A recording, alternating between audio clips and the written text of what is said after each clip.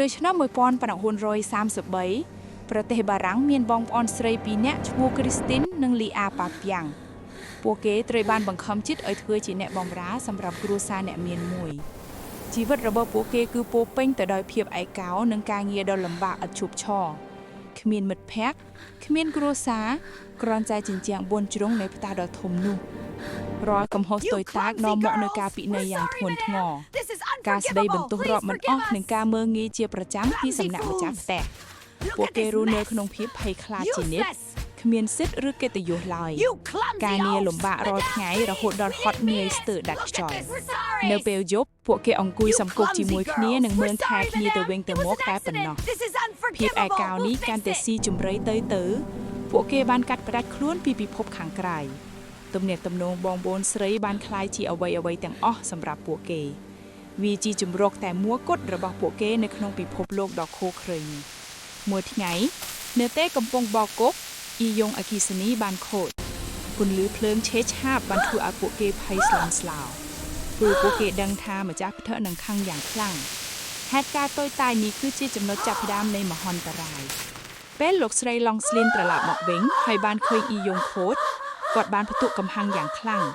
គាត់បានស្ដីបន្ទោសពួកគេយ៉ាងខ្លាំងរហូតដល់បងប្អូនស្រីទាំងពីរមានអារម្មណ៍ថាគ្មានតម្លៃសំឡេងស្រែកជេរប្រមាថបានបន្លឺឡើងពេញផ្ទះវាគឺជាការបន្ទាបបន្ថោកចុងក្រោយបង្អស់ភាពភ័យខ្លាចបានប្រែទៅជាកំហឹងគ្រីស្ទីនមិនអាចទ្រាំទ្រនឹងការបន្ទាបបន្ថោកបានទៀតទេ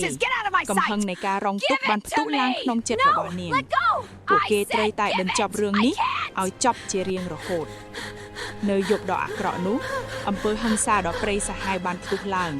គ្រីស្ទីននិងលីអាបានសម្រុកវាយប្រហារម្ចាស់ផ្ទះរបស់ពួកគេភាពរន្ធត់បានវាយលុកផ្ទះនោះគឺជាការសងសឹកដ៏សាហាវយង់ក្នុងសម្រាប់ជាច្រើនឆ្នាំនៃការរងទុក្ខវេទនាក្រោយពីអំពើដ៏ឃោរឃៅនោះផ្ទះបានស្ងាត់ជ្រងំបងប្អូនទាំងពីរអង្គុយជាមួយគ្នានៅក្នុងភាពស្ងៀមស្ងាត់ដ៏គួរឲ្យខ្លាច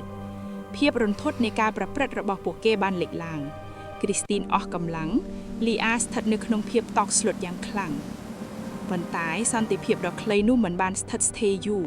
សំឡេងស៊ីរ៉ែនបានបន្លឺឡើងពីចម្ងាយពួកគេដឹងថាទីបញ្ចប់របស់ពួកគេបានមកដល់ហើយភាពភ័យខ្លាចនៃការចាប់ខ្លួនបានគ្របដណ្ដប់ពួកគេជាចុងក្រោយពួកគេត្រូវបានចាប់ខ្លួននិងកាត់ទោសគ្រីស្ទីនបានទទួលទោសប្រហារជីវិតដែលក្រោយមកត្រូវបានប្តូរទៅជាជាប់ពន្ធនាគារអស់មួយជីវិតលីអាត្រូវបានឃុំខ្លួននៅមន្ទីរពេទ្យវិកលចារិកបងប្អូនដែលធ្លាប់តែមិនអាចកាត់ផ្តាច់ពីគ្នាបានឥឡូវនេះត្រូវបែកបាក់គ្នាជារៀងរហូត